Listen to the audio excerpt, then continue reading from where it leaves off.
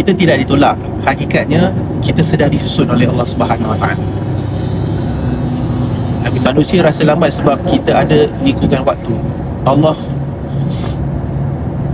Subhanahu Wa Taala tak terikat dengan masa, tak terikat dengan waktu.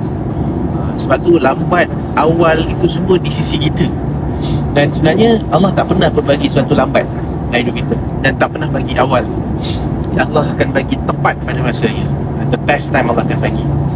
Tak kisahlah dari konteks kita punya nyawa kan, bila kita ditarik nyawa kita ni tak pernah lewat ataupun terawal walaupun sesaat. Jadi kita tidak dilupakan, bahkan kita sedang dijemput untuk menjadi insan yang lebih sabar, lebih faham apa arti cinta Tuhan yang sebenar. Doa yang paling dalam bukan doa yang terlafaz kuat, tapi doa yang lahir dalam diam dari hati yang tidak tahu apa yang hendak dikata, namun tetap pilih untuk duduk di hadapan Tuhan.